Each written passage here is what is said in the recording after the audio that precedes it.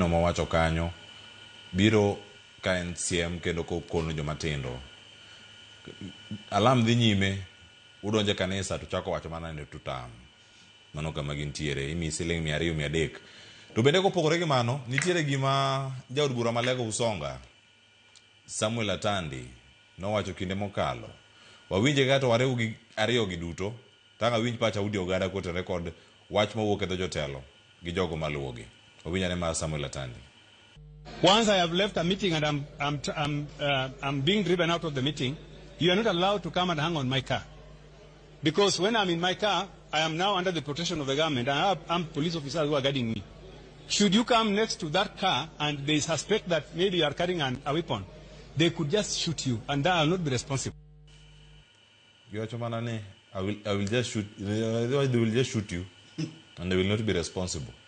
Audi Ogada, gigi thotha enya, kama lose, ngima ose lalkae, wach mulose karka, chal gimano ma Nairobi ka, Cecil Ouma, wod luono wito ngimane ka, kano chiele gi magena, ma otho, mano juma mokalo, kendo osekelo paro mathoth ahinya. Ka ine kaunti ma Kisumu, iwinjo kanyo gima PS Raymond Omolo owacho kotone kod ojende ma bende luwo josiasa.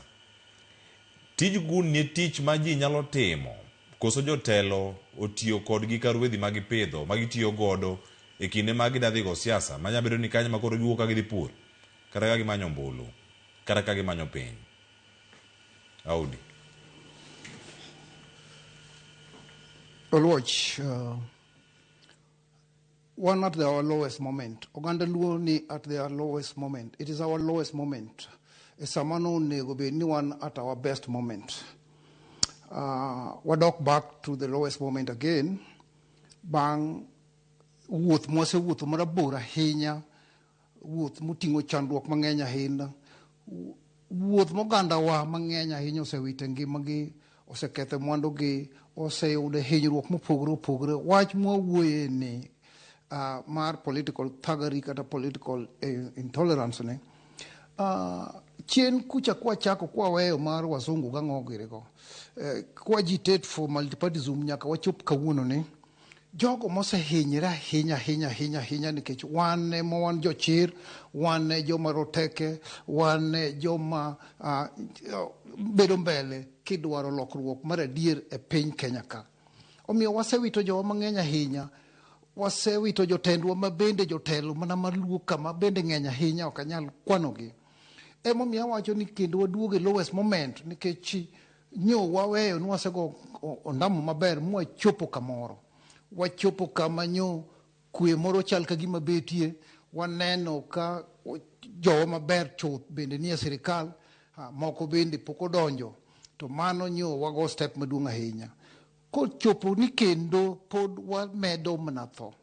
An Audi Ogada ni era mogi kama wuoyeni. Kapod un nyaka gi mako wetegi ni. Ka jowa inego Naivasha to jowa inego Nakuru. An Audi ni emane Nyaugenya bas, Nyaugenya omiyowa bas mondo adhi aom jowa Naivasha ka piny tek ahinya. Nadhi nyaka Naivasha akelo jowa. Kanisa makoro igoye jini, makoro ji igoye ni. Kama ne walose camp, ne waloso camp e kanisa kanyo, waloso camp e stadium, ma jogo kuago Nakuru, waagi ji Naivasha, to mane kama ne wakele, ma jowa mane waago Nakuru, ka moko ting'o mna jomo tho, jomoko ting'o mna, jomoko duogo maonge chuogi, jomoko duogo maonge nyithindgi, ne wateri. Ka wachopo sani ni kanyo bende koro ok safe, kanisa koro ok safe, liete kwa iko koro ok safe, then wan kanye, wachiko kanye. Emomiyo awacho ni jotelo osebet ka wuoyo, aneno governor ko wuoyo sani, aneno Molo, PS marwa, a very humble man, king'iye en ng'ama very humble e wechege, en ng'ama humble e wuodhe, en ng'ama humble.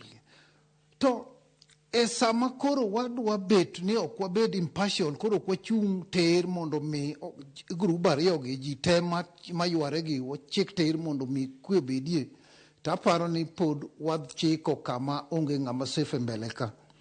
Omiyo weche ma Omolo wacho en adier ni wamire luor, mana dier mundo milu to mi chiwo luor ne ma bende katiba wacho nikech waduto wan gi ratiro.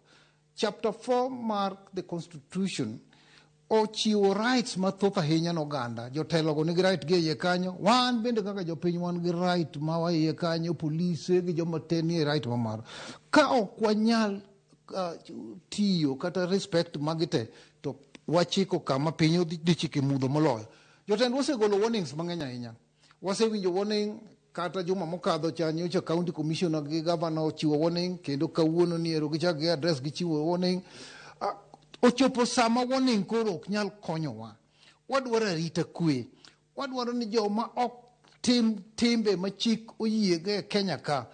Wadwaro ni jogo ma josiasa olure gi election code of conduct ma bende nie chik ma nyaka ng'ata nyaka lu, mondo mi wachop the dream mar Jaramogi Oginga Odinga, wachop lek mana Oginga dono a better Kenya, Kenya ma ji nie gi luor, Kenya mangima nitie, Kenya ma mwandu nitie.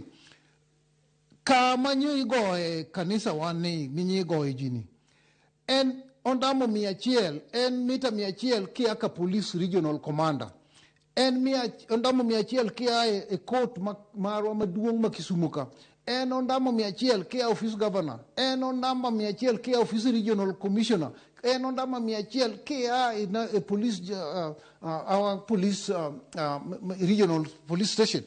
Koro ka area no to investors magwa tema bende wayuago mondo wa protect obendo dak mna kanyo e manyore mochwerie e manyo mwandu wang'ie, then kanye ma safe.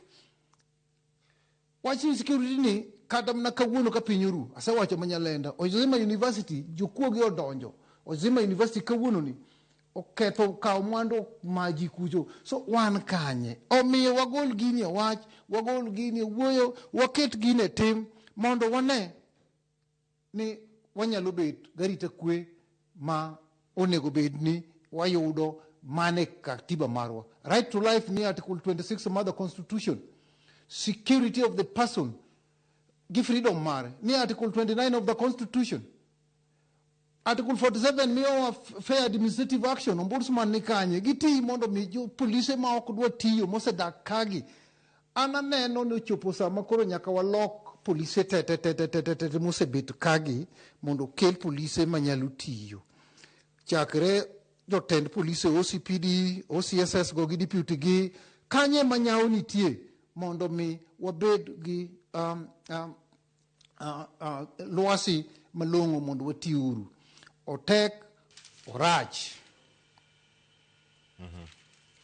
Erokamano ahinya Audi Ogada. Ilero yo makare. Ora ne pach tom duku kama ntiere kar kae. Winjo telo ariyo mowuoyo kama gintiere. PS Dr. Raymond Omolo kaloso kod ojende moko maka